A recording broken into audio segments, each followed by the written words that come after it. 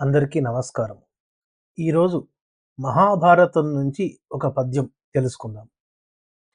ఒరులేయవి యొనరించిన నరవరయ ప్రియము తన మనంబునకగు తానొరులకున విసేయకునికి పరాయణము పరమధర్మ పథములకెల్లన్.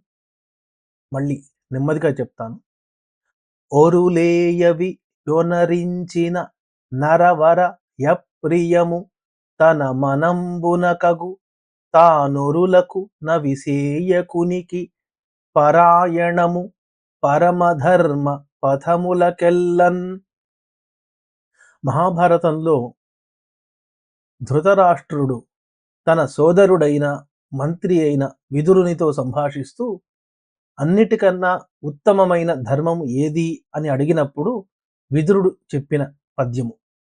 వ్యాస మహాభారతం నుంచి తెలుగుీకరించిన ఆంధ్ర మహాభారతం నుంచి ఈ పద్యం తీసుకున్నాము.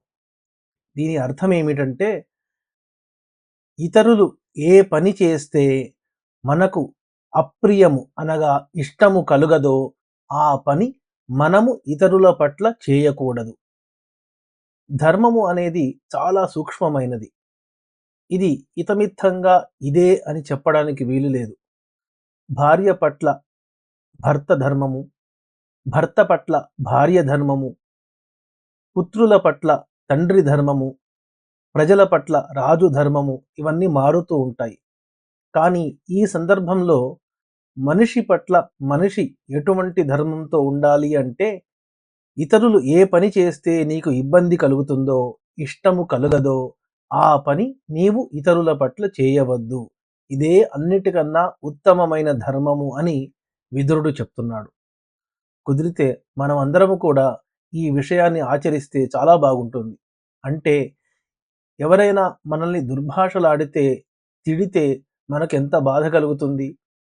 కాబట్టి మనము కూడా ఎవరి పట్ల దుర్భాషలు ఆడకూడదు. ఎప్పుడు సకారాత్మకంగా మంచి విషయాలే మాట్లాడుకుందాము. అలాగే ఎదుటి వాళ్ళ పట్ల ద్వేషభావం లేకుండా మంచి ప్రవర్తనే కలిగి ఉందాము. ఎప్పుడు మంచి చేయాలనే ఆలోచిద్దాము. మనసులో మంచి పెట్టుకుందాము. నోటితో మాట ద్వారా మంచినే చెప్దాము, మంచినే చేద్దాము. జై శ్రీరామ్. నమస్తే.